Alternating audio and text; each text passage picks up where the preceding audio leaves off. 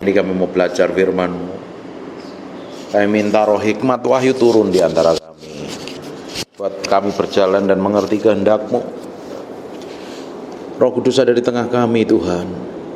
Kau mengurapi kami satu persatu, buat hati kami lebih lembut untuk bisa berjalan sesuai kehendak-Mu dan berjalan tepat seperti yang Kau mau.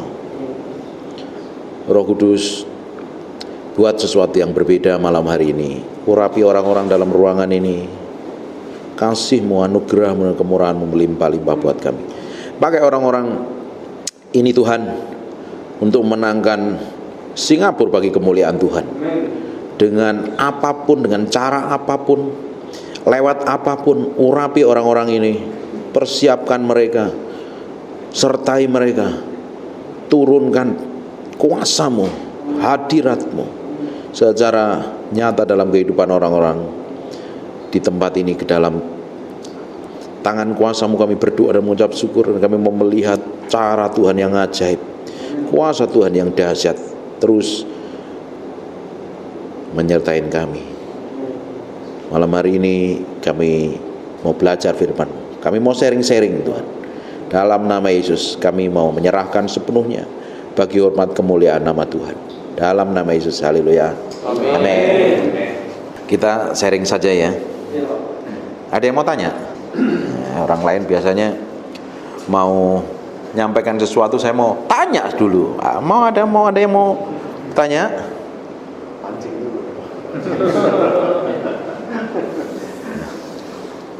Kita ini sebenarnya apa yang kita lakukan, apa yang kita mau perbuat ini harusnya hanya untuk menyenangkan Tuhan. Karena kalau kita melakukan segala sesuatu tanpa menyenangkan Tuhan, kan ujungnya percuma dan sia-sia. Jadi segala hal apapun yang kita kerjakan, yang kita lakukan ini, tujuan akhirnya adalah mempermuliakan nama Tuhan, harusnya.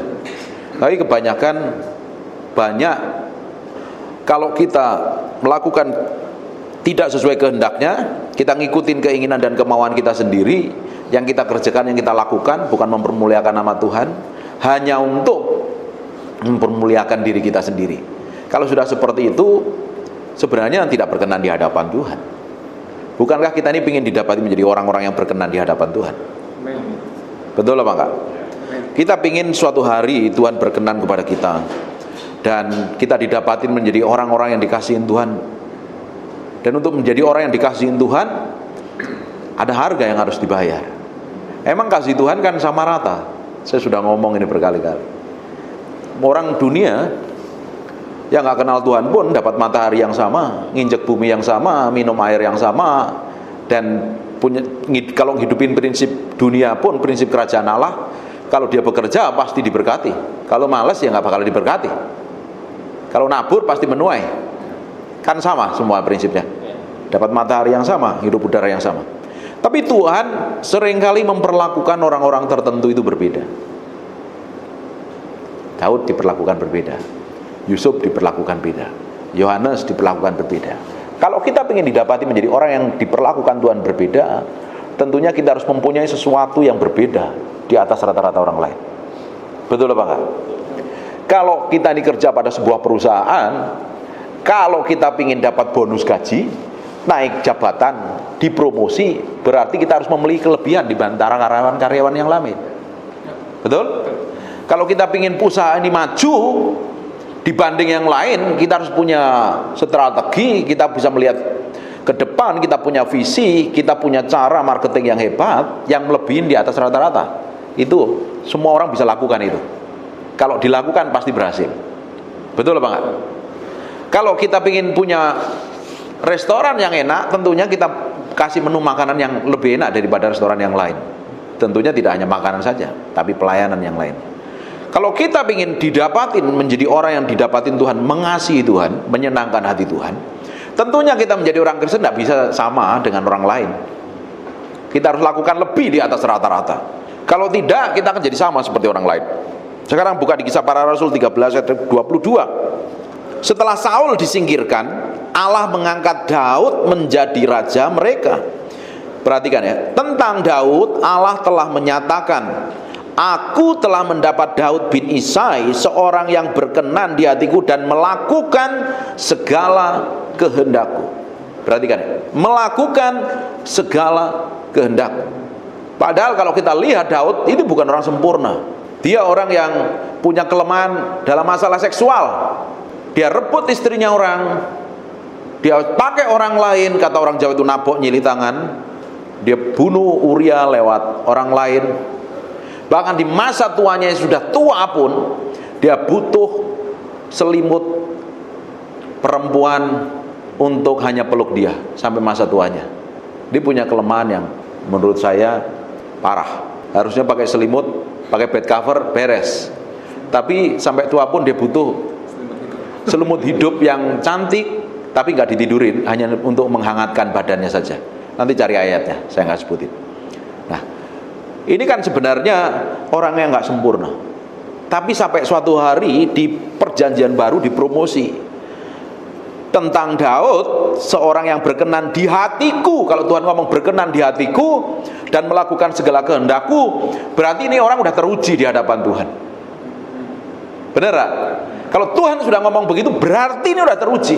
Apa yang membuat dia teruji? Bapak Ibu nanti baca seluruh kitab Mazmur, Bapak Ibu akan temui bagaimana Daud ketika mengalami tekanan, himpitan, belum di 2 Tawarik, 1 Tawarik, Bapak pelajarin perjalanan hidupnya Daud. Ketika Daud bikin kesalahan, ditegur, dia cepat bertobat loh. Dia nggak ngotot membenarkan diri loh. Beda dengan Saul. Saul ini harga dirinya tinggi. Kita sebagai laki-laki kan harga diri kita ini kadang melebihi di atas rata-rata kan. Apalagi laki-laki sudah merasa benar, istri kita bikin kesalahan, kita disuruh minta maaf. Enak aja, memang siapa kamu? Bukan duit yang kasih gua, kayak kan gitu kan. Terus ada orang bikin salah sama kita susah melepaskan pengampunan karena ada rasa gengsi yang di dalam ini. Saul memiliki sikap hati yang seperti itu. Bikin salah ditegur, masih membela diri. Nanti pelajarin tuh bagaimana Saul bikin kesalahan ditegur oleh Samuel. Dia masih cari alasan untuk pembenaran diri. Ketika dia perang sama orang Amalek, disuruh menumpas semuanya, ternyata dibiarin kambing domba lembu yang tambun-tambun, mas perah dibiarin, Raja Agagmu dibiarin, masih ditegur, ngotot. Kan nggak apa-apa, nanti aku persembahkan buat Tuhan. Tuhan ngomong sekali A ya A, ikutin kelar. Waktu dia suruh menunggu Samuel untuk mempersembahkan korban, dia nggak sabaran. Dia persembahkan korban, udah ditegur masih ngotot bela diri. Nah, aku nanti gimana itu? Rakyatku udah berserak-serak itu, nanti aku kehilangan segala macam. Cari alasan. Nah, orang-orang model kayak begini ini adalah orang-orang yang keras kepala. Dan laki-laki, karena yang ngomong ini juga laki-laki, kadang punya sifat seperti itu. Dablek, ngeyel, ngotot, merasa benar. Haleluya. Karena kita punya gengsi. Kalau kita disuruh minta maaf sendiri, padahal istri kita yang bikin salah, kan susah. Saya itu sama istri saya, hubungan sama istri saya itu ya, apapun kejadiannya, masalahnya, mau saya benar, mau saya salah, saya harus datangi istri saya dibilang sorry. Waduh, itu awalnya 6 tahun pernikahan, daging saya rasanya kayak disalibkan. Apa ini Tuhan? Gimana kok aku bener kok enak aja? Nanti dia kurang ajar, nanti gimana? Nanti harga diriku di mana? Siapa yang begitu? Siapa kadang kalau kita ribut suruh sama Tuhan, suruh minta maaf, terus kita mikirnya begini, nanti harga diriku turun dong Tuhan. Nanti gimana? Nanti kan dia tambah kurang ajar, kadang seperti begitu. Terus sampai suatu hari, belum beberapa tahun yang lalu, Tuhan ngomong, Tuhan aku kok capek aku suruh minta maaf terus ya. Ini hamba Tuhan yang sering khotbah, sering ngomong, Tuhan aku capek loh, dia kan yang salah, udah jelas-jelas salah, gak perlu minta maaf lagi. Terus Tuhan ngomong begini, kamu tahu gak, seumur hidupmu kamu harus minta maaf sama istrimu. Mateng saya. Ya wisilah Tuhan ikut, pernah tak cobain.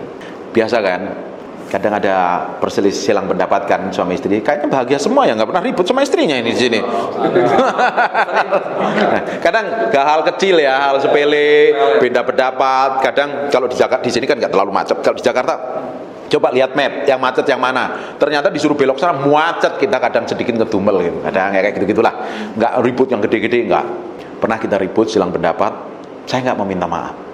Nyobain ini, kira aku capek dong, udah bertahun-tahun, udah hampir 20 tahun suruh minta maaf terus, mana ini itu. Saya ngotot bela diri, tahu nggak, masalahnya nggak kelar-kelar. Lah kok malah ngambek? Diajak setir mukanya noleh sana. Wah, gawat ini. Kalau diajak ngomong rasanya kayak gitu kan rasanya nggak enak kan. Hubungan suami istri itu kalau lagi ada konflik kan nggak enak, tidur juga nggak enak. Kayak seperti perang dingin gitu kan. Ya tidur seranjang tapi perang dingin, atmosfernya itu kan nggak enak kan. Mau ngomong juga canggung. Akhirnya tahu nggak apa? Saya peluk dia. I'm sorry ya, aku yang salah. Padahal tahu loh, saya ini bener loh dalam posisi ini loh. Saya tahu ini benar. Tapi everything is kelar semuanya. Bahagia, hidup tenang, atmosfernya damai seperti surga. Amin. Tapi kan sakit ini. Suruh minta maaf enak aja. Kita itu lemahnya kadang di daerah situ tuh. Ini daging loh itu loh. Akhirnya saya minta maaf, beres semuanya. Sampai hari ini. Mau saya salah benar, mau saya salah, mau saya benar, saya minta maaf, look, I'm sorry ya. Aku belum seperti Yesus, seperti yang kamu harapkan. Kelar loh. Tapi kalau saya ngotot, enak aja nih, wow, tajem. Kalau kita ini nggak bahagia dalam lingkungan keluarga, kita ini menikmati neraka di muka bumi. Bener gak? Tapi kalau kita bahagia, kita menikmati surga di muka bumi. Bener gak? Ya, bener. Enak, semuanya, everything. Maunya liburan bulan madu terus kan? Iya kan? Kalau hubungan kita oke, suami istri itu kita itu kayak menikmati surga di muka bumi dan kita seperti orang bulan madu terus. Tapi kalau kita ribut, gegeran, berantem, kita seperti ada iblis di rumah kita ini. Mau pulang juga malas ya, segala macam. Kita sudah pernah ngalami kayak gitu. Nah, kita ini sebagai orang yang takut akan Tuhan, mau didapatin berkenan, kita harus memiliki sikap hati yang cepat sadar diri dan bertobat. Jangan seperti Saul, selalu membantah, cari alasan. Beginilah, begitulah, beginilah, begitulah. Daud, perhatikan Daud. Ketika dia ditegur Nabi Nathan dengan perumpamaan domba itu, dia sadar diri, dia shock, dia nangis sampai dia puasa di hadapan Tuhan, tetap anaknya mati kan, nangis sama Tuhan sampai dia ngomong begini, jangan ambil rohmu daripadaku. Dia tahu kalau Tuhan gak berkenan kepada dia akan mengalami hal yang parah seperti yang pernah dilihat dengan matanya ketika Saul bikin kesalahan. Roh Kudus undur daripada dia. Daud gak mau kehilangan ini. Dia tahu, dia nangis sama Tuhan, jangan ambil rohmu daripadaku. Karena Daud kan perjalanan disertai Tuhan terus kan, dari membunuh Goliat sampai dia dipromosi jadi raja, kan disertai peperangan yang selalu menang loh. Powerful loh ini orang. Karena dia tahu yang menyertai adalah Roh Allah. Dan dia tahu bikin kesalahan nyakitin tuh hati Tuhan. Makanya dia bertobat. Dan kita harus memiliki sikap hati seperti itu. Dengan didapatin hatinya itu kayak begitu, salah cepat bertobat, salah cepat bertobat. Akhirnya Tuhan dapatin ini kok lembut di hatinya. Orang yang lemah lembut itu bukan yang ngomongnya shalom, maju terus ya bro, maju ya pak, maju ya bro, selamat pagi. Tapi ada hatinya, orang ngomong manis tapi hatinya wades, ngomong keras itu ada. Hati yang lembut itu hati yang cepat mau bertobat, mau berubah. Hati yang nggak ngeyel ketika dibentuk Tuhan. Tahu nggak Bapak Ibu? Tuhan itu punya maksud dan tujuan ketika kita dipanggil Tuhan. Pertama kali tujuannya itu ngapain? Ketika kita dipanggil jadi orang percaya, jadi orang Kristen, tujuannya Tuhan apa pertama kali? Jadi orang kaya, jadi orang sukses, jadi orang dipakai? Bukan. Diubah menjadi serupa, segambar dengan Tuhan. Lewat apa namanya? Itu bahasa saya namanya permukaan. Yang dipakai meremukan adalah orang-orang yang paling kamu cintai dan kamu kasih, yang paling setiap hari dekat denganmu. Saul diremukkan Tuhan nggak bisa. Ketika Daud diremukkan Tuhan, dia mau tunduk. Tidak heran didapatin menjadi orang yang berkenan di hatinya Tuhan. Di dalam terjemahan bahasa Inggris, coba buka, the man after my own heart. Coba cari Kisah Para Rasul 13 ayat yang ke-22, coba baca. Orang Singapura ini bahasa Inggrisnya jago. Bahasa Inggris saya ini belepotan soalnya. Oke, udah coba baca, Pak.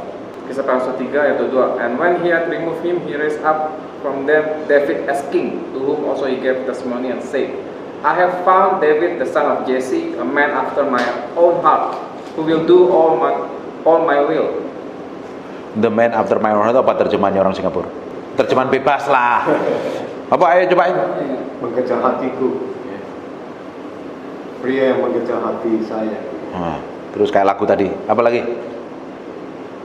Orang yang aku sukai. Iya. Jadi Tuhan itu kalau mau ngapa-ngapain nih, ingat Daud nih, diberitakan sama Daud. Karena orang yang spesial di hatinya Tuhan. Bayangin, kalau kita didapatin spesial di hatinya Tuhan, kadang kita nggak perlu minta apa-apa, Tuhan cukupin loh kebutuhan kita. Benar apa enggak? Tapi banyak orang Kristen merasa Tuhan tuh kayak apa itu, meski kalau kena masalah jerit, wah Tuhan. Kalau kita ngerti Tuhan saja loh, kita ngerti Tuhan, kita kenal Tuhan. Tuhan itu baik kok.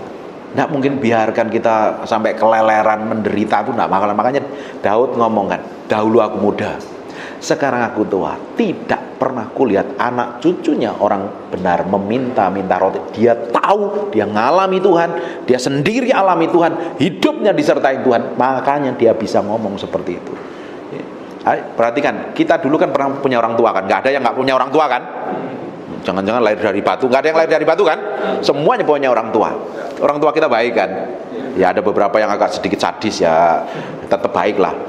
Dulu waktu kecil, kadang kita masih kecil ya, masih bayi, balita sampai remaja gitu. Kadang kita ini punya kebutuhan ya, pingin ini. Kadang tanpa kita minta orang tua kasih kan? Iya. Kenapa orang tua kita kasih? Karena dia mengasihin kita. Itu orang tua dunia. Alkitab katakan, bapak di dunia ini kalau anaknya minta roti, entar dulu, aku mau ke taman, ngapain? Mau taruh ini, mau cari batu, mau tak open. Nggak ada yang ngomong kayak begitu kan? Pasti dikasih roti. Pingin ikan, nggak mungkin. Ntar dulu aku mau ke kebun binatang, mau nangkep ular, mau tak kasih kamu. Nggak mungkin kan? Dikasih. Itu bapak di dunia loh. Apalagi bapak kita di surga. Kalau kita ngerti, kenal ini aja, hidup kita tuh akan hati-hati, nggak mau sembarangan sembrono. Karena kita pingin nyenengin hati Tuhan nih.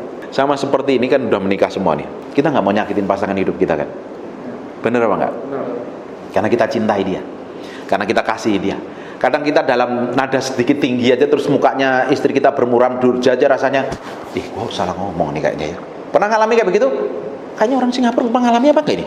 Nah, kadang nada kita itu loh sedikit meninggi kadang. Terus kita lihat ekspresinya, kok mukanya mulai berubah nih. Langsung kita rasa ada sedikit tertuduh kan. Wah ini salah nih, aku bikin salah nih. Ini aku bikin, kadang kita ngomong nadanya tinggi, atau kita bentak, atau kita melakukan hal yang parah aja. Kita tahu loh, kita melukain dia. Kalau kita ngerti ini saja, kita nggak bakalan bertindak sembarangan dan kita nggak mau nyakitin hati Tuhan. Benar nggak? Tuhan lebih baik. Kurang apa Tuhan sama kita? Beberapa bulan yang lalu, orang kan ngeri kan. Orang kan banyak meninggal di Jakarta, gila, kuburan sampai habis. Tiap hari ambulan, sehari di dekat rumah itu orang meninggal 8-10 orang, ngeri deh pokoknya. Terus sampai hari ini Tuhan bisa kita kasih hidup, makan nasi goreng Indonesian, enak Indonesian food. Kita bisa ngobrol, kita bisa ngopi. Kira-kira Tuhan punya tujuan nggak dalam hidup kita? Tuhan sudah selesai atau masih mau mengerjakan sesuatu? Belum selesai. Tuhan belum selesai dengan hidup kita. Karena Tuhan baik tadi, Tuhan belum selesai dengan hidup kita. Tuhan punya tujuan dalam hidup kita. Harusnya kan kita tambah mencintai dia atau mengasihi dia. Semakin kita memiliki perasaan cinta, kerinduan, kehausan, kelaparan dengan Tuhan, silakan duduk. Semakin kita memiliki kerinduan, kehausan, semakin kita bergaul dengan Tuhan, semakin kita belajar dengan kebenaran firman Tuhan, lama-lama kita kenal isi hati Tuhan. Sama seperti kita semakin hari semakin kita kenal dengan pasangan hidup kita. Dulu awal nikah kan kita merasa ngerti pasangan hidup kita kan, merasa. Nggak taunya, lah kok beda? Bener nggak? Yang udah nikah tahu ini.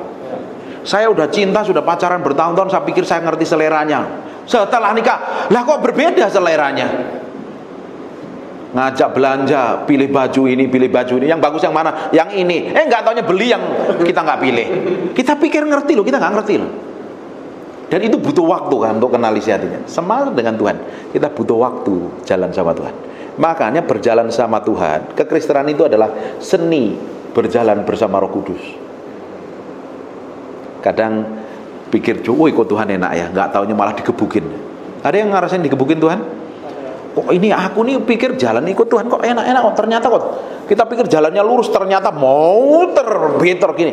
Semakin hati kita ini ngotot, semakin kita ini ngeyel ikut Tuhan, Kan kadang kita laki-laki kan maunya sendiri kadang. Ini harus nggak bisa nih, harus tunduk ngikutin mau Tuhan. Kita harus ngikutin mau Tuhan, kita harus jalan ngikutin maunya Dia, karena kita mau menyenangkan hati Tuhan, seperti kita mau menyenangkan hati istri kita. Itu istri lah, apalagi ini raja di atas segala raja. Kita harus belajar membuat setiap keputusan ini mengizinkan Tuhan terlibat di dalamnya, apapun itu. Dan kita lakukan harus menyenangkan Tuhan. Semakin kita berjalan, kadang perjalanan kekristenan itu nggak seperti yang kayak pendeta khotbahkan kan. Wah, engkau diberkati, engkau dipromosi, hidup bahagia, sejahtera. Itu di ujungnya sono. Tapi waktu menuju ke sananya ternyata, lah kok ada lembah kekelaman nih. Kok ada sedikit bangkrut kadang. Kok ada sedikit digesek satu dengan yang lain, dibenturkan. Bener apa enggak? Bener.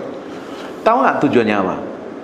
Tujuannya supaya di ujung nanti kita didapati menjadi orang yang berkenan di hadapan Tuhan dan dipakai untuk kemuliaan nama Tuhan.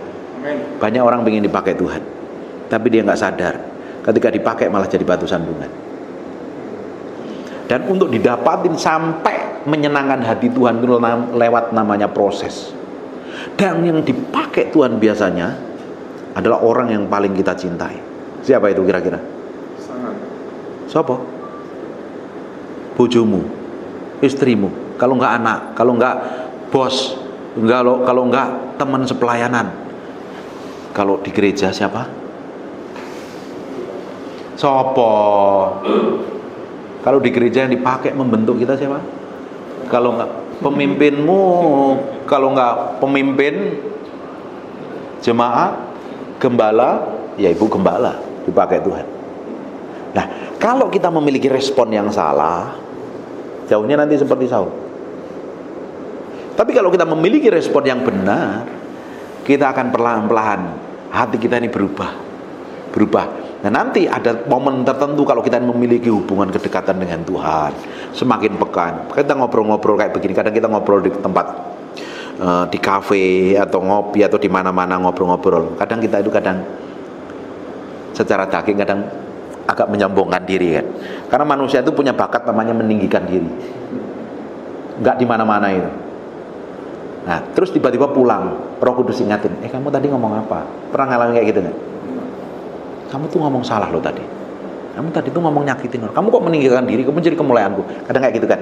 Kalau kita semakin peka dengan Tuhan, nanti Roh Kudus ngomong dalam hati, wah, aku ini nyakitin Tuhan. Kalau udah sampai level ke situ, engkau artinya memiliki kepekaan dengan Tuhan. Semakin kamu jalan terus sama Tuhan, semakin hari semakin diubahkan. Tapi ada orang sudah ditegur telak-telak nggak mau berubah, dinasihatin nggak berubah, bela diri, jatuhnya kayak Saul. Daud beda kan sikap hatinya. Dia ngomongin sedikit, dikasih perumpamaan, wah itu aku. Nangis dia sama Tuhan, jangan ambil rohmu daripadaku, karena aku sudah nyakitin hati Tuhan. Tidak heran Daud dipromosi di perjanjian baru menjadi the man after my own heart, orang yang aku kasihi. Kita kan pingin kan didapatin. Kita hanya pingin di dalam hati ya, tiba-tiba kadang, loh kok kejadiannya gitu. Nyata kok dicukupin, kok Tuhan ngerti banget ya. Pernah ngalami kan, semua pasti ngalami nih. Baru bayangin aja kadang Tuhan siapkan. Itu loh, sebenarnya Tuhan tuh kasih tanda. Aku ini ada. Bener nggak? Kadang Tuhan itu menyertai kita tapi seperti nggak kelihatan, tapi tanda tangannya ada, ngerti nggak? Tuhan menyertai hidup kita secara tidak terkelihatan, tapi buktinya ada. Bekerja di area hidup kita, tapi dia nggak nyata. Tapi ada bukti bahwa Tuhan itu ada tangan di dalamnya. Itu loh bukti Tuhan real menyertai hidup kita. Sebenarnya. Jadi kalau mau hari ini harus belajar nih, ngerti Tuhan, engkau mau apa sih dalam hidup? Kira-kira hidupmu kalau udah seperti itu bernilai, berharga nggak? Kemarin saya udah ngomong, coba lihat telapak tangannya. Ini Pak Dokter ya? Iya. Pak Dokter pasti tahu. Coba semua punya tangan, coba lihat telapak tangannya. Lihat nih. Ini sidik jarimu ini ada yang nyamain nggak? Enggak. Kan hanya melungker-melungker doang. Kok bisa ya? Hebat nggak Tuhan kita? Biasa. Orang yang hidup, orang yang pernah hidup, dan orang yang akan hidup di akan datang, nggak ada yang nyamain. Bahkan muka kita pun nggak ada, kembar pun nggak identik kok. Situ ada tai lalatnya, di sini enggak. Beda lawannya sebelahnya dia. Ya. Tahu nggak berarti Tuhan itu bikin kita handmade nggak? Ya. Tadi kita ngobrol-ngobrol ya. Rolex yang limited edition itu jadi jadi barang investasi. Semakin hari semakin mahal. Ada mobil ciptakan seluruh dunianya 5, itu harganya tambah gila. Dan kita ini seluruh dunianya 1. Spesial nggak kita ini? Sama. Harusnya. Tapi orang lupa kalau dia spesial di hadapan Tuhan. Yang dipikirin, dilihatin kekurangannya, aku kok begini terus, aku kok kurang ya, aku kok gini. Yang lebih parah lagi bukan ngelihat kekurangannya diri sendiri, ngelihat kekurangannya orang lain, mateng dah. Itu yang repot. Padahal Tuhan ciptakan kita ini sangat-sangat spesial. Amen. Spesial sampai nggak ada yang pernah nyamain orang di seluruh jagat raya ini. Bayangkan kalau kita ngerti itu saja, hidupmu itu harusnya memiliki dampak otoritas kuasa yang powerful. Kemana engkau pergi, harusnya orang di sekitarmu bisa merasakan hadirat Tuhan. Seperti khotbah saya hari ini, harusnya kuasa Tuhan itu mengalir melalui hidup, memberikan dampak. Orang bisa menikmati Tuhan melalui hidup kita. Harusnya. Nggak ada orang Kristen yang membeli. Kalau ngerti ini aja orang Kristen, wah aku pengen nyenengin Tuhan ya. Aku pengen didapat menjadi orang yang berkenan di hadapan Tuhan. Sekarang kita akan lihat di 1 Korintus pasal yang ke-10. Kita membaca mulai ayat pertama ya. Aku mau supaya kamu mengetahui saudara-saudara, bahwa nenek moyang kita semuanya di bawah perlindungan awan, bahwa mereka semua telah melintasi laut untuk menjadi pengikut Musa.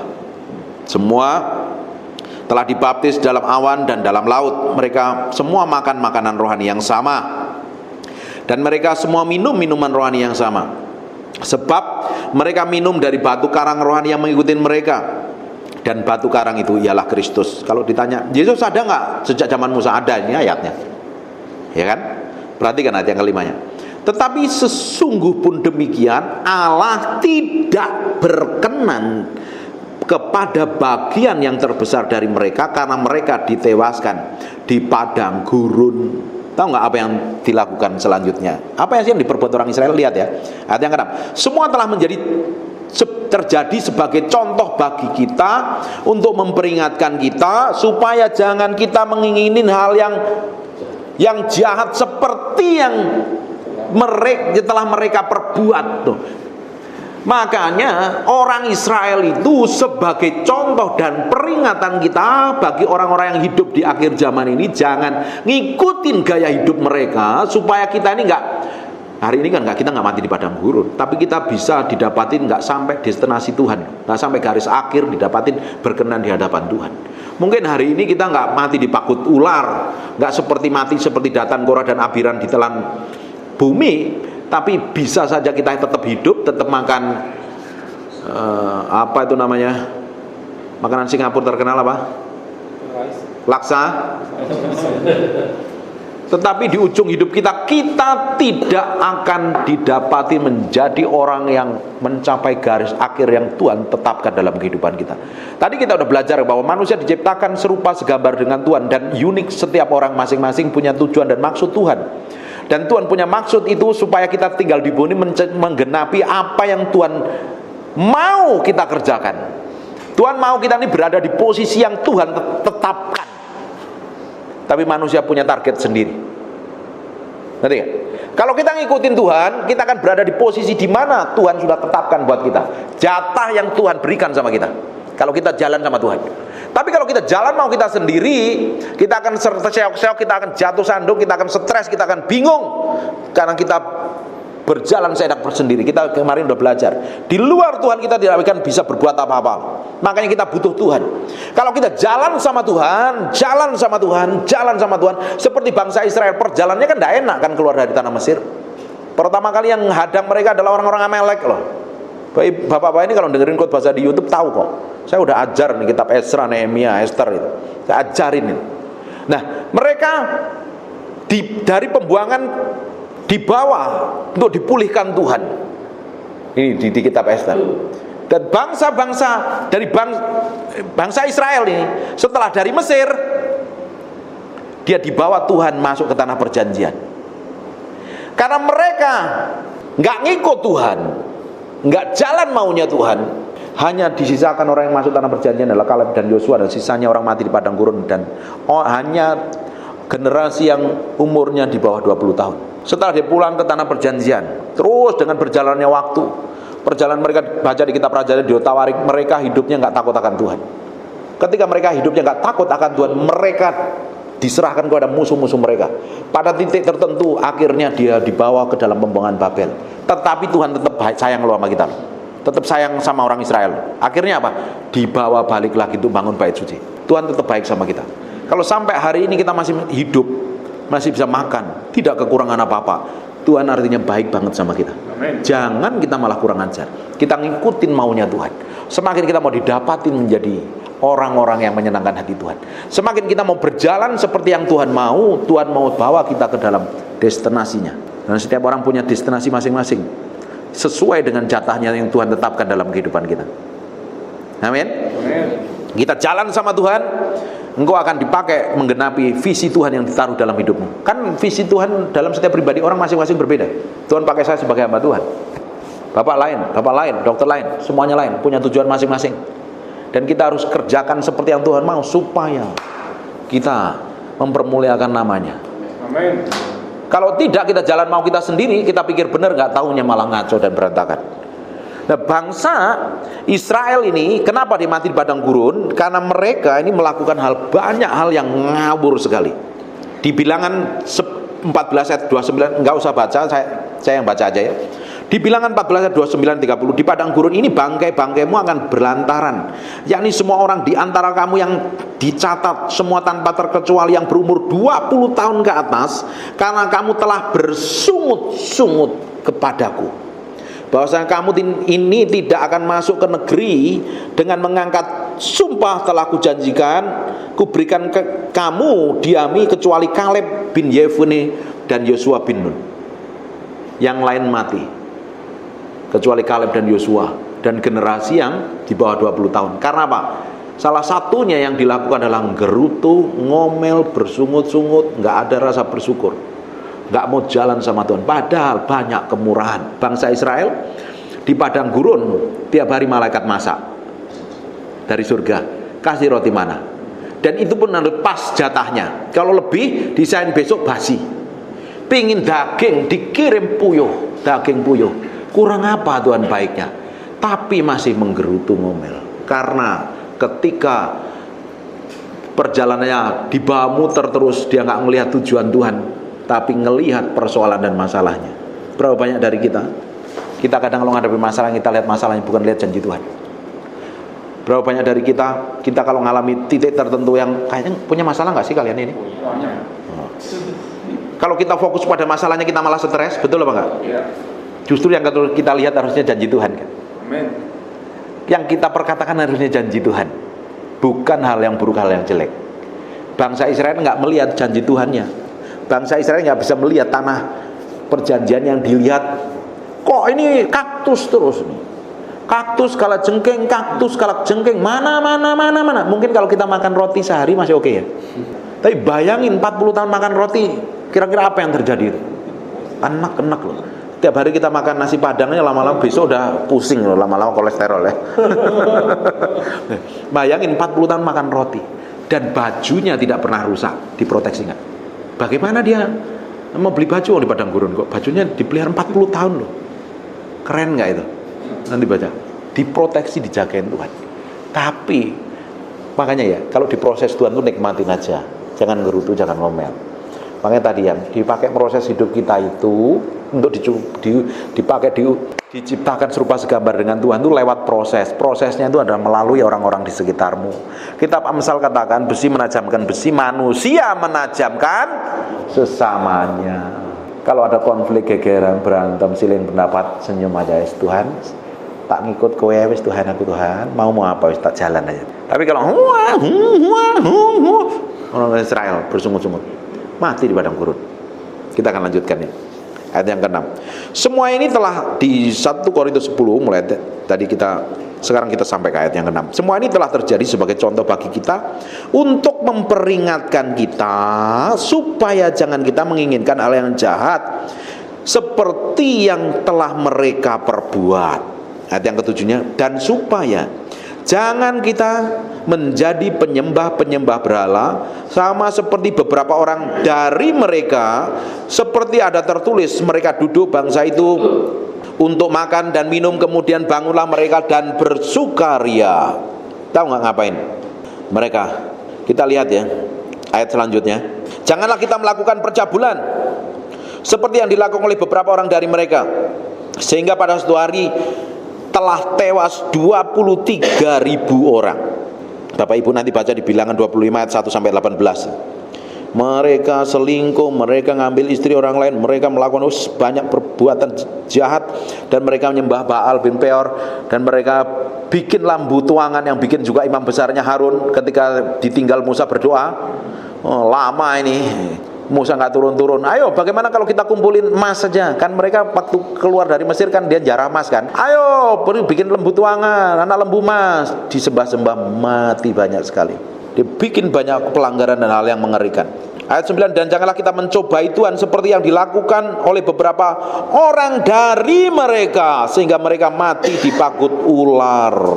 Dan janganlah bersungut-sungut seperti yang dilakukan oleh beberapa orang dari mereka, sehingga mereka dibinasakan oleh malaikat maut. Bapak Ibu nanti baca di Bilangan 16 41 sampai 49 itu penjelasannya di sana. Akhirnya apa yang terjadi? Sebagian mereka nggak masuk tanah perjanjian. Nanti baca ya kitab Bilangan jadi PR, kitab Keluaran. Tahu nggak Bapak Ibu? Perjalanannya orang Israel ditulis dalam 4 buku loh. Kalau Tuhan ngomong dalam satu Alkitab itu sampai ngomong ada 2 ayat ngomong, 3 ayat ngomong yang sama, itu penting artinya. Sampai diulang-ulang ya. Karena di Indonesia, hukum di Indonesia berlaku kalau ditemukan 2 alat bukti sah itu orang bisa ditangkap loh. KPK itu Komisi Pemberantasan Korupsi di Indonesia itu kalau menemukan 2 alat bukti yang sah langsung dijeblosin penjara, ditangkap. Ternyata dia niru di Alkitab. Kalau didapati 2-3 orang saksi, sah itu satu perkara. Kalau sampai 2 ayat ngomong yang sama, itu penting buat kita. Lah bayangin perjalanannya orang Israel ditulis dalam 4 buku. Keluaran, Imamat, Bilangan, Ulangan. Penting nggak? Penting supaya kita belajar dari kehidupan mereka. Mereka itu gagal masuk tanah perjanjian. Jangan sampai kita ini gagal masuk destinasi Tuhan yang ditetapkan dalam kehidupan kita. Karena setiap orang punya tujuan Allah dalam hidupnya, masing-masing berbeda, dipakainya berbeda, dengan cara berbeda, dan kita harus ngikutin maunya Tuhan, bukan mau kita sendiri.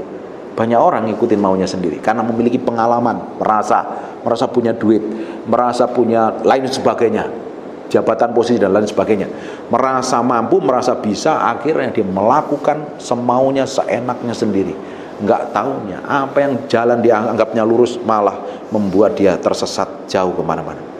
Kita hari ini, hidup kita ini bukan milik kita sendiri. Hidup kita hari ini bukan milik kita. Hidup kita miliknya Kristus. Hidupku bukan aku lagi, tetapi Kristus yang di dalam. Sebenarnya kita ini nggak punya hak loh untuk hidup kita. Jadi apa yang kita kerjakan, apa yang kita lakukan, kita harusnya bergantung sama Tuhan. Tuhan mau apa ini? Kita Tuhan libatkan dalam pekerjaan kita, Tuhan libatkan dalam profesi kita, Tuhan libatkan dalam bisnis kita, Tuhan libatkan dalam usaha kita, Tuhan libatkan dalam keluarga kita. Kita mau libatkan Tuhan di dalamnya supaya Tuhan campur tangan di dalamnya. Dalam hubungan suami istri aja kalau nggak dilibatkan Tuhan, gegeran berantem kok, sampai cerai malahan. Harus ada Kristus di dalam pernikahan kita, baru kita bisa menikmati surga di muka bumi. Kalau tidak, engkau akan menikmati horor hidupmu. Beneran. Tapi kalau kita ada Tuhan, kita bulan madu terus ya. Madunya melimpah, bulannya bikin terang, bulan madu. Tapi banyak orang karena jalan maunya sendiri, keluarganya bukan bulan madu, madunya hilang, tinggal bulannya, bulan sabit lagi, horor. Hidup kita hari ini hanya pengen nyenengin Tuhan.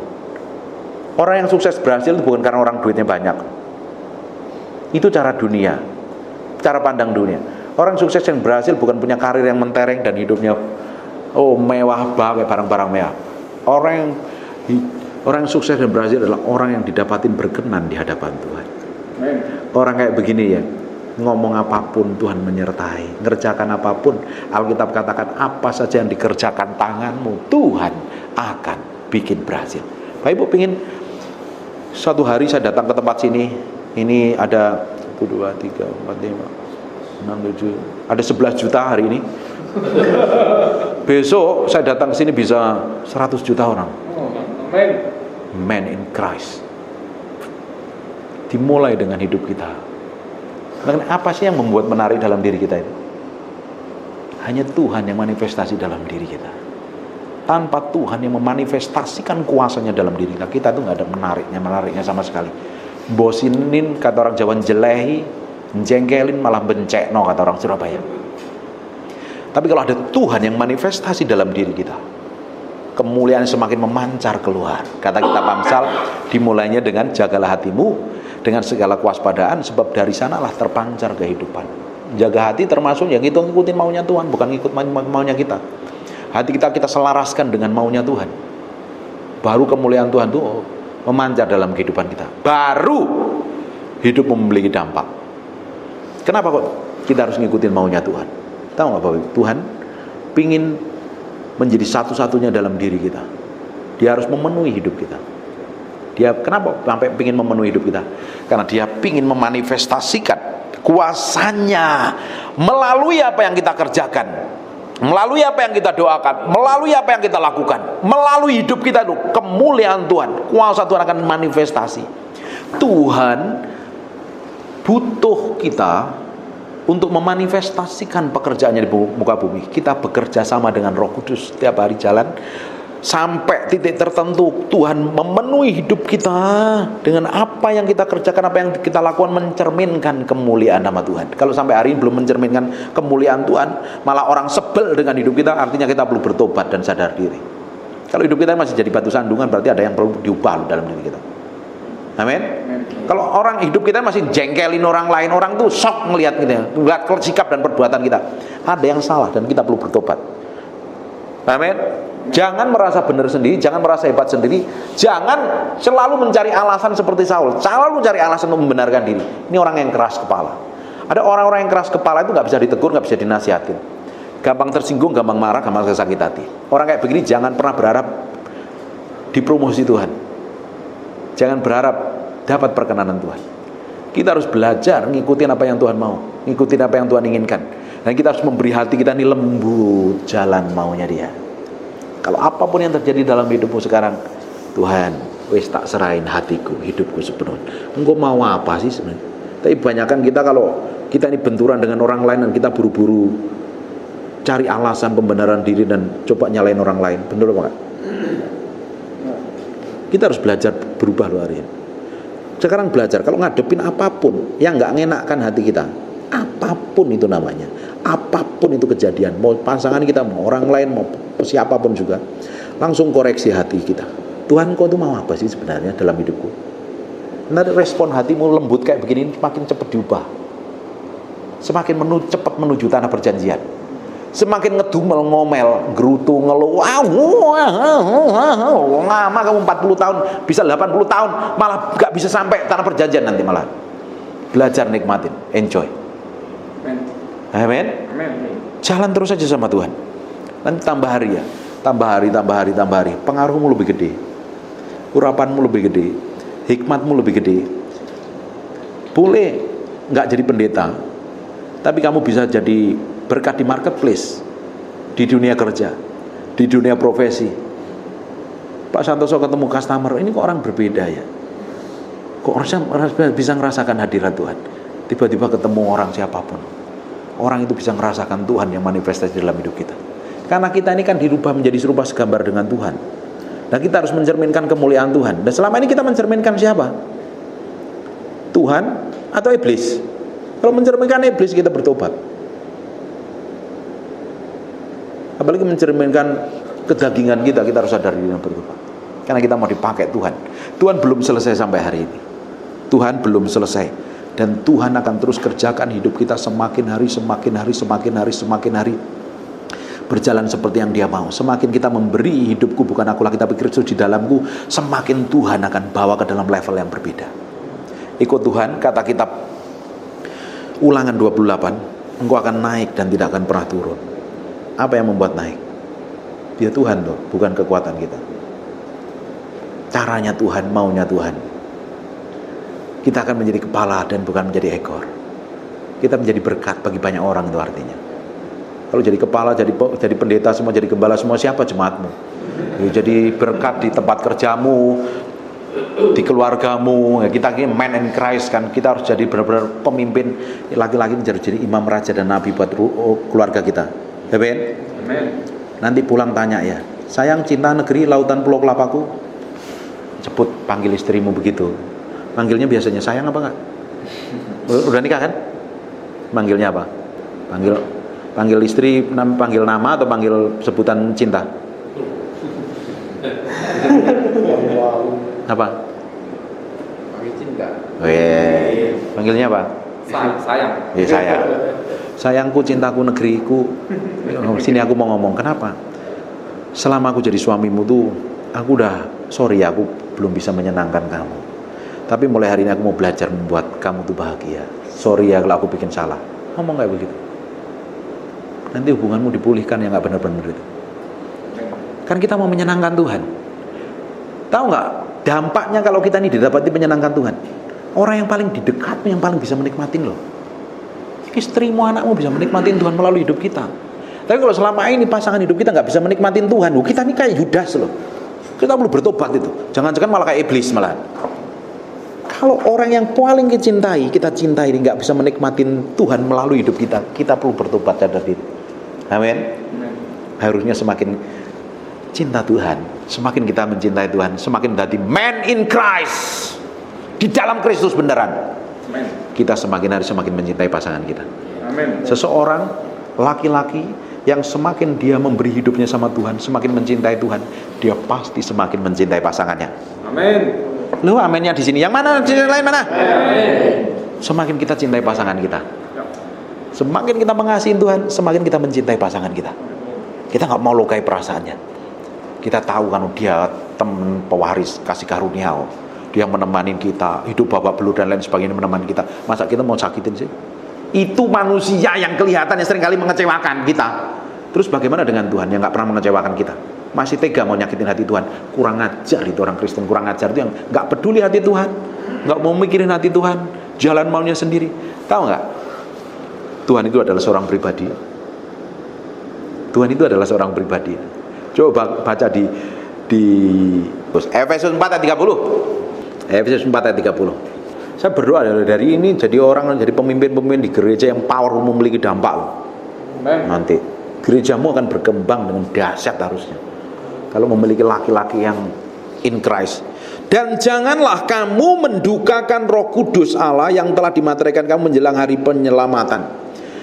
Tahu nggak arti kata duka? Orang yang berduka. Atau duka itu artinya bahasa aslinya adalah disakitin pikiran dan perasaan. Pernah ngelihat istri kita sedih gara-gara kelakuan kita atau kata-kata kita? Pernah ngalami nggak? Pernah kan? Karena Tuhan itu, Roh Kudus itu adalah seorang pribadi. Dan sekarang hari ini kan Yesus secara fisik kan ada di surga kan, Bapa juga di surga. Yang di bumi namanya Roh Kudus yang menyertai kita. Di Kisah Para Rasul dijelaskan kalau Roh Kudus turun ke atas kamu akan menerima kuasa. Dia tinggal di dalam kita. Kalau kita melakukan hal yang melukai, yang nggak sesuai dengan kebenaran firman Tuhan, Alkitab katakan dosa adalah perbuatan yang melawan kebenaran firman Tuhan. Dan dosa itu membuat hati Tuhan itu terluka. Dosa memutuskan hubungan kita dengan Tuhan. Itu membuat Roh Kudus itu berduka. Dia seorang pribadi. Kitab Yohanes katakan Roh itu tinggal di dalam kamu. Waktu kita lahir baru, Dia menyertai kamu dan Dia mengurapi kamu, ada di atas kamu. Setiap hari Tuhan menyertai kita kemana? Yang Tuhan menyertai itu adalah namanya Roh Kudus. Nyertain kita, berjalan sama kita, tinggal di dalam kita. Kalau kita melakukan kejahatan, melakukan dosa pelanggaran, dia itu terluka seperti istri kita. Waktu kita sakitin istri kita terluka, berduka. Tuhan juga sama. Bayangkan kalau kita terus melakukan seperti yang Saul lakukan. Akhirnya Roh Kudus undur daripada dia. Namanya saja Roh Kudus. Dia tidak bisa berdiam dalam pribadi yang najis dan kotor. Makanya kita harus ngalami lahir baru. Tuhan berikan roh yang baru, batin yang baru. Roh yang baru dan batin baru itu jadi tempat tinggalnya Tuhan, manifestasi dalam diri kita. Semakin kita bergaul, semakin real dia, semakin real manifestasinya. Kalau orang terus melakukan kejahatan, mendukakan terus, Bapak Ibu bisa baca di Bapak Ibu lagi. Bapak ini bisa baca di Yesaya 63 ayat 10. Apa yang terjadi? Yesaya 63 ayat 10. Tetapi mereka memberontak dan mendukakan Roh Kudusnya, maka ia, siapa ia itu huruf besar? Menjadi musuh mereka, dan ia sendiri berperang melawan mereka. Jadi apa kira-kira kalau kita menjadi musuhnya Tuhan? Jadi bubur Singapura, nggak jadi apa-apa. Makanya kita semakin menyenangkan hati Tuhan, semakin Tuhan manifestasi dalam kehidupan kita. Semakin kita melakukan hal yang menyakiti dan melukai hati Tuhan, hidupmu semakin babak belur. Ngerti nggak ini? Saya baru ngerti kenapa Yohanes ngomong di luar Tuhan kamu tidak bisa melakukan apa-apa. Karena kita butuh Tuhan dalam segala hal, dalam segala apapun juga loh. Tindakan perbuatan kita, setiap kata-kata kita pun kita butuh Tuhan, supaya ada kuasa dan otoritas yang mengalir dalam kehidupan kita. Amin. Kalau kita ngerti ini, hidupmu berbeda pasti. Tindakanmu berbeda, sikapmu berbeda, kata-katamu berbeda. Terkadang kalau mau berbuat, melakukan segala sesuatu atau bekerja melakukan segala sesuatu, bahkan mau deal bisnis sama orang pun tanya Tuhan mau apain? Kok berkenan apa enggak? Ini kata-kataku udah nyakitin hatimu atau enggak? Hidupku ini selama ini mempermuliakan namamu atau tidak? Semakin kita berjalan seperti itu, semakin kita memiliki kepekaan yang tajam sekali. Otomatis orang kayak begini ya. Kalau Tuhan menyertain, kalau Allah di pihakmu, siapa yang sanggup melawan? Tuhan manifestasi lewat kata-katamu, lewat tindakanmu, ucapanmu. Hidup memberi dampak, pasti memberi dampak. Tidak mungkin hidupmu nggak memberi dampak. Kalau selama ini hidupnya nggak memberi dampak, itu kan kita pakai kekuatan kita sendiri. Bayangkan kalau kita jalan sama Tuhan, Tuhan menyertain kita real manifestasinya. Tidak mungkin dong kita nggak powerful. Bapak Ibu bisa bayangin kan? Langit, ini nggak ada langit, ada gedung semua. Bulan, bintang, matahari itu yang nyiptain kan Tuhan kan. Yang begitu powerful dan dahsyat Tuhan yang sama tinggal di dalam hidupmu. Kira-kira kamu ngalami apa? Pernah minum obat kayak imbus, kayak sesuatu yang kayak minuman kuat, ngantuk, tiba-tiba minum langsung melek, itu pernah ngalamin? Minum apa ya? Minum apa ya di sini? Kerating daeng, itu gulanya terlalu tinggi, itu serem itu. Iya dok ya, gulanya terlalu tinggi, bahaya itu. Kita mau ngantuk tiba-tiba langsung, kok melek ini ya? Iya. Bapak bisa bayangin kan? Tuhan Allah pencipta langit dan perkasa itu tinggal dalam hidupmu. Kira-kira hidupmu powerful apa enggak? Lu selama ini nggak powerful kemana? Ngapain saja? Berarti kan kita harus luruskan ini yang nggak powerful. Jangan-jangan aku pakai pikiranku, pakai caraku sendiri. Jangan-jangan aku ini jalan mauku sendiri. Kita jalan sama Tuhan, hidupmu powerful, pasti powerful. Kan saya bilang, saya ini wong desa, lahir di Malang. Bapak itu tahu tuh. Di bawah kaki Gunung Kawi, perbatasan Malang dan Blitar. Terus orangnya juga nggak sipit, istri saya yang sipit, hitam lagi, agak hitam, dekil nih. Kalau tanpa Tuhan kan nggak mau dengerin saya kan? Benar nggak? Ngapain? Pak Gembala juga nggak mau undang saya, Ibu Gembala juga nggak mau undang saya. Kalau tanda nggak ada Tuhan, tapi karena ada Tuhan, seluruh dunia dengerin apa yang saya khotbahkan. Powerful. Apalagi ini orang-orang Singapura, ini orang pinter-pinter semua ini. Harusnya lebih powerful ini. Enggak ada, amin. Amin. Harusnya ini powerful. Mulai hari ini kita akan lihat ya besok apa yang Tuhan mau kerjakan dalam hidup. Nempel terus sama Tuhan. Di Indonesia itu kalau nempel sama, kenal sama jenderal bintang apa tuh rasanya bangga gitu kan. Itu manusia loh. Padahal kita punya raja di atas segala raja, empunya sumber kuasa, pembela kita. Kenapa kok kita nggak bangga gitu? Mulai sadar ya, Tuhan ada di dalammu, menyertaimu. Jalan sama Tuhan, hidup akan memiliki dampak dan powerful. Amin. Kita tutup dalam doa, nanti kita tanya jawab ya. Bapak, dalam nama Yesus kami materaikan firman-Mu dengan darah anak domba Allah, biar nempel dalam hati kami, dalam pikiran, perasaan, kehidupan kami semakin hari semakin menjadi praktek hidup kami. Kami mengalami Tuhan, diubahkan Tuhan, berjalan sesuai dengan apa yang Tuhan mau, dan hidup kami didapatin berkenan di hadapan. Mau berdoa untuk men in Christ, pria-pria di dalam Kristus, pria sejati, pria yang powerful, pria yang punya tujuan Allah di Singapura ini. Dipakai Tuhan memberkati orang-orang yang ada di Singapura ini.